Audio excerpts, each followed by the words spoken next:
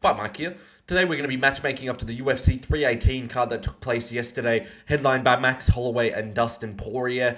I'm going to be putting fights that'll make sense scheduling wise and will make sense in terms of the rankings and where they're at in their careers. But I'll jump straight in with the first matchup, which is for Max Holloway.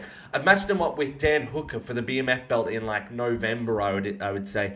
I've seen a lot of people matching him up with Charles next, which is definitely a possibility. But if I'm Charles's team, I'm matching him up with a grappler like a Mateusz Gamrot or like a rematch with Dariush. I just don't see why you would return 4 or 5 months after getting knocked out against someone who can knock you out very easily.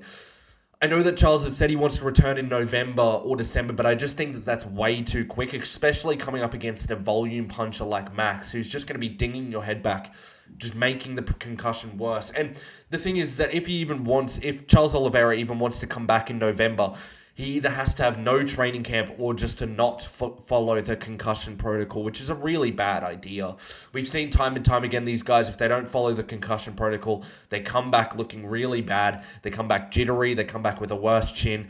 And that's just not what you want to go back into a BMF fight with. And I matched him up after UFC 317 with Mateusz Gamrot, just because Gamrot doesn't do as much damage. They're going to grapple with each other a lot, and I think that it's actually a tailor-made matchup for Oliveira. Even though I think Oliveira still counts as a BMF, I'm kind of tired of people who are coming off a loss fighting for a BMF belt. Hooker at least is on a 3-fight winning streak. He's a proper BMF. We know he's going to put out an absolute war. And the thing is that Max Holloway and Hooker have never fought before yet. And the thing is, I don't know about you guys, but when I'm looking at Dan Hooker's next fights, if he's fighting like a Paddy Pimblett, he's fighting an Arman Tsarukyan, if he's fighting a Justin Gaethje, I think he loses them. Maybe not a Justin Gaethje matchup, but he'll lose the Arman Tsarukyan fight. He's going to lose the Topuria fight. He's going to lose to not Justin Gaethje, but he's going to lose to Paddy Pimblett. So Dan Hooker's done for a lot for the UFC, so let's reward him with a good fight. He's on a 3-fight winning streak, having 3 really fun fights in a row. And Max Holloway's never fought him. They're similar-ish styles of fighters. Hooker's shown that he's not really slowing down that much. His chin's still there. He's still a very good fighter. And this is a true BMF belt fight. It's the sort of fight that you'll look at and be like, okay, this is definitely a fight of the year. And everyone wants to see this. No one's going to look at this fight and be like, damn it, Hooker's fighting for the BMF. Whereas some people, myself included, are going to see Oliveira fighting for a BMF belt being like, oh, really? Come on, he's coming off a loss. We can't have everyone fighting for the BMF belt come off a loss. It sort of illegitimizes the belt if everyone comes off a loss. And even though it's a fun matchup between the two, it's sort of like a Hooker versus Holloway matchup. You're looking at it being like, damn, this is a rare BMF belt fight. So I think they should make this fight, put it on like the November pay-per-view as like a co-main event to Islam Makhachev versus Volk. I would like to see that.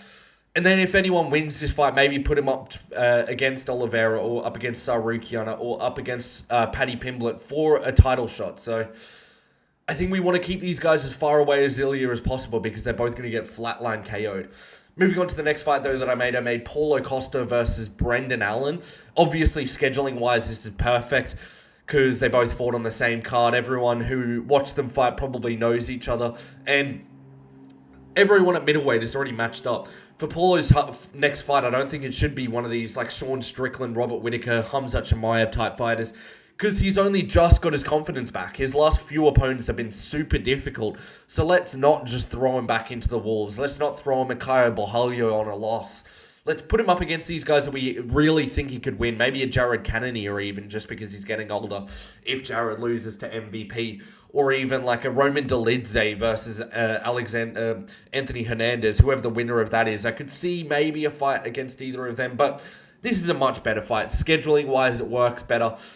And if I'm Paulo Costa, I'm looking at this fight saying I could probably win this one. Just seeing the Vettori versus Allen fight, seeing the lack of fight IQ, seeing the lack of just like power and skill between the two of them, Costa will eat either of them up at this point of their career. So I think Costa should really look for this fight maybe towards the end of the year. He's got good enough takedown defense for it. And it's sort of a big fight because both of them like to talk a little bit of shit here and there. And Paulo Costa and Brendan Allen, everyone sort of knows them that's been watching the middleweight division over the last few years. And this is a good main card or good Apex main event fight. Moving on to the next fight, we've got the Parlay Destroyer, Roman Kopylov. I've put him up against RoboCop for this one. I think that Kopylov was getting a favor with the Costa matchup and getting a favor being put in the rankings with the Chris Curtis fight. So we got to put him into a sort of fight that's going to be really difficult for him. We got to make him do a favor for the UFC, and I think that's a Gregory Rodriguez matchup. Scheduling-wise, it works really well. Gregory fought one card ago. He took a little bit of damage, but not too much. Kopylov took definitely more damage, but he should want to come back in around December because he's not really beat anyone that amazing, so he's going to get booted out of the rankings quick if he doesn't. But Kopylov sort of needs to prove that these bigger guys aren't going to bully him like Costa was able to. So I think that who's better than the massive RoboCop who likes to wrestle, who likes to throw some massive overhands? I think this will be a good fight. And the thing is that Kopylov knows that Costa has like a cinder block of a chin, whereas RoboCop doesn't have that same sort of chin. So maybe this is the sort of fight that he'll want to take. Moving on to the next fight, though, we've got D-Rod versus Randy Brown. I think this is a no-brainer because D-Rod, coming into the fight, he didn't really deserve a shot in the rankings just because he'd only been coming off a win against Santiago Ponzinibbio, which is not an amazing win, and he came off a loss against Kelvin Gastelum. So him versus Randy Brown, perfect fight. Randy Brown's out with a hand injury at the moment. Both of them love to box, and Randy deserves to be ranked at this point. So I think that this is a perfect fight. D-Rod took a lot of damage in this fight, in this fight against Kevin Holland. So returning at the end of the year would be a perfect time for Randy Brown and D-Rod to come back. And the thing is that D-Rod's main and only skill is his boxing. So it would be nice to test him against someone who's younger, sharper, faster, bigger. And we think he's better in Randy Brown in the boxing. So both of these guys will stay on the feet the entire time. So it would be good to see where both of them are at in their career for their striking. Moving on to the loser of the feature fight, though, Kevin Holland. I put him up against Mike Mallet in October, specifically for the Canada card. If I were his coach, I'd be telling him to take the rest of the year off, or at least till December. But he won't.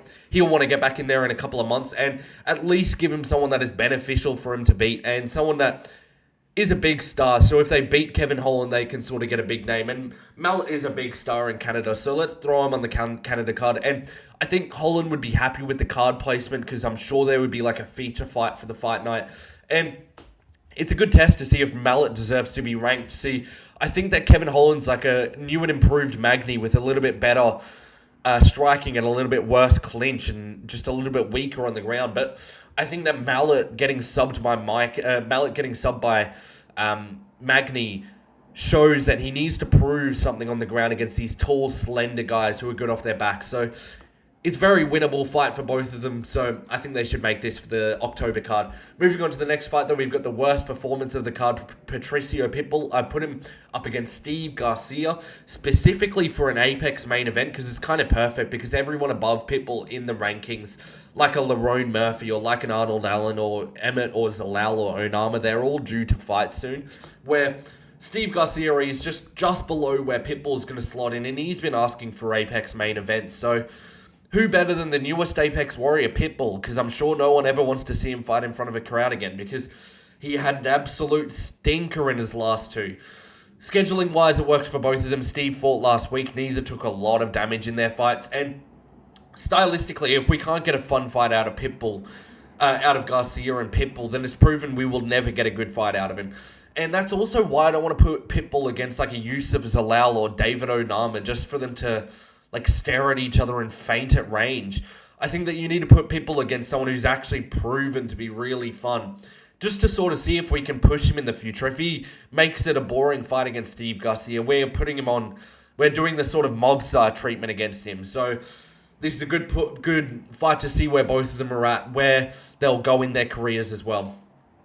Moving on to the next fight, though, got Dan Igue's next opponent. I put him against Jose Delgado. I know it's a massive jump in competition for Delgado, but he's been asking for a shot up the rankings. And realistically, there's barely anyone in the featherweight division who actually deserved the shot.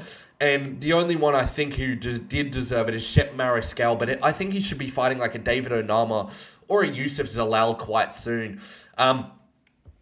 Jose Delgado won at UFC 317, so scheduling-wise, it'll work perfectly. And it should be a fun fight if these two come up against each other. They've got a little bit of a blockhead style each. They both like to box. They both like to counterpunch. And it would just be a really good fight between the two of them. So I think they should definitely make this one for like a December fight night or something like that. Maybe a feature fight of that fight night. Moving on to the next fight, though, we've got Michael Johnson versus Terrence McKinney. Come on, give me my standing ovation. Give me my claps now. I know that this fight is absolutely perfect. I know Terrence McKinney has been calling out Michael Chandler, but I don't think they should make that fight unless Chandler's unranked, because he just doesn't deserve to rank a ranked opponent yet. We got to put these two glass cannons against each other. Come on. We know that this would be an absolutely amazing fight. Both of them have very complementing styles as well. They both love to get highlight reel KO'd, and they both like their highlight reel KOs. So I think that this is the perfect one.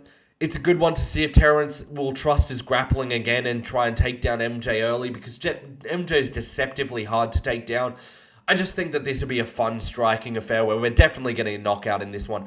And rankings-wise, I feel like they're both in that like 25 to 35 spot of the unranked part of the lightweight division. Next one, we've got Daniel Zellhuber. I've matched him up with Drew Dober. I know we've basically seen Zellhuber with versus Dober with Zellhuber versus Prado, but I think that this is a good matchup to make next. And I know it looks like I'm getting Zellhuber a win, but after seeing his boxing against MJ, I would actually pick Dober to win this one. And you may be asking why he continually gets these big names. But it's because the UFC have sort of given him a big name after putting him on UFC 306 and now on 318. So we kind of have to give him a big name. I think they want to capitalize on the money that they've put into promoting him, and they either want to get a fun vet back on the track or see him get finished by one of these guys that can build someone else's name up. Because I don't think a prospect versus prospect matchup really works for this sort of fight, because he's lost his last two. So it's going to be like an early prelims prospect versus prospect fight, and I don't think they want that for Zellhuber. So I think that this is a good fight to put on. Next fight, though, I'm really excited if they can put this one on. Vinicius Oliveira versus Marlon Vera. Don't rebook the Vera versus Bautista. This is a perfect Apex main event, or like a main card of the Brazil fight night. By now, I think everyone's noticed that Oliveira doesn't have a lick of defense, so we got to put him against someone really dangerous at bantamweight. People will talk about bantamweight like we've got tons of power punches in there, but there's like Peter Yan, there's Sean O'Malley. That's it. So the only other person there is Marlon Vera. He is a powerful guy. And I think that we have to test Vinicius Oliveira early before we get the fanboys saying, oh, Vinicius Oliveira, by whatever he wants, he's too powerful, his head movement's too slick, after he beats like a pitter-patter Mario Bautista by decision. We need to put him against someone who's really dangerous. And Marlon's very dangerous. He's sort of got that Yoel-type style where he just plods forward, throws about 10 strikes per round, but they're all at full pelt. And he's super powerful. And if he's catching Oliveira like Phillips did in the first round, he's going to KO him. Both guys are very durable. They've got very similar footwork. They're very ploddy. And they've got opposing defense. Vinicius likes to hold his hands below his knees, and Marlon Vera likes to hold his hands above his hair. And I think that both of them with their ploddy style moving forward the entire time, one with no defense, one with all the defense, I think it's just going to be a fun fight. I think that it's an opposing mirror matchup, at least with the footwork. So I think that it would be a fun fight. And I think that we need to see Oliveira get flatline KO'd by someone with power before we see him get to a title fight and get flatline there. Moving on to the next fight, though, we've got Kyler Phillips. I matched him up with Patchy Mix. Much like Pitbull, I think Patchy needs to get another ranked opponent so he can sink or swim. And Kyler's perfect for that. I believe Kyler's not ranked level. He has about one round of cardio. We've seen weaknesses from him time and time again. And if Patchy can't deal with that, we have to release him, because he's comfortably not going to compete with any of the top 15 if he can't beat Kyler Phillips. And I think Kyler's got a really good style for Patchy to beat. Kyler likes to shoot takedowns. He's not very powerful. He's dynamic, but he's not very he's got a very flowy style, and he's very dynamic, but he's not very... There's no dynamicness with reason. It's just wheel kicks after wheel kicks. And the thing is that if Kyler loses this one, it might be a good idea to release him too, because he gets paid quite a lot. Moving on to the next fight, though, we've got Marvin Vettoria matched him up with Bruno Ferreira. Sadly, now Marvin's on a couple of fight losing streak. I almost matched him up with Ikram, but Ikram pulled out with a broken toe against Bruno, and Bruno got another win. He's looking pretty good. He's got a fair few wins in the UFC. He had a bad performance against Abu Smagomedov, but I think there's really not many middleweights that deserve a shot in the rankings. And if we're giving anyone it, let's just give it to Bruno Ferreira. He's a very fun fighter. And I think Marvin Vettori does have the chance to win that fight. So we should give him that chance at least. Moving on to the next one, though, we've got Atabe Gautier. I put him against Cedric Dumas. Look, anyone who knows Cedric Dumas knows that I made this fight to just sort of remove Cedric from the roster. He's had more charges outside of the UFC than he's had fights in the UFC since joining. So I just think his skill level, every time I'm watching him, it's regressing every time he steps foot. And unlike Valentin, he can take a couple of shots, he just can't really deliver many. But I think Gautier is the type of guy that we have to keep giving him these cans because he's only 23 and we can't just skyrocket him up to the top of the division. And at the moment, he's taking like no damage in his fights. Let's slow roll him and let him KO like a Cedric Dumas, let him KO Cody Brundage, and then just keep giving him these absolute cans. Maybe give him like a Jacob Malkoon or something like that. I think that we got to keep giving him these types of fights. Moving on to the next one, though, we've got Islam Dulatov versus Basil Hafez. I sort of made this fight solely because we can generate a bit more hype for Dulatov since Basil Hafez had that close-ish fight with JDM, who's the champion. And if we can get some clips of JDM struggling and getting taken down by Hafez, and then we get to pan it to a clip of Dulatov flatline KOing Hafez, then that's some free, easy promotion for Dulatov. And I think that Hafez has looked really bad since he came into the UFC, since that fight with JDM, and I think that Dulatov would finish him in the first round. But it would be nice to see him come up against a grappler who's not a very touted grappler like a Seok-Yong KO. This would be a good fight to make, though. Moving on to the next one, we've got Jimmy Crute versus Dustin Jacoby. I think Jacoby smokes Crute, but Jimmy was calling for the fight. And it's an interesting clash of styles, so I think they should make this one. Let me know what you think of these fights in the comment section below. As always, like and subscribe. Let me know what you think and leave a comment. And as always, I'll catch you in the next video. Peace.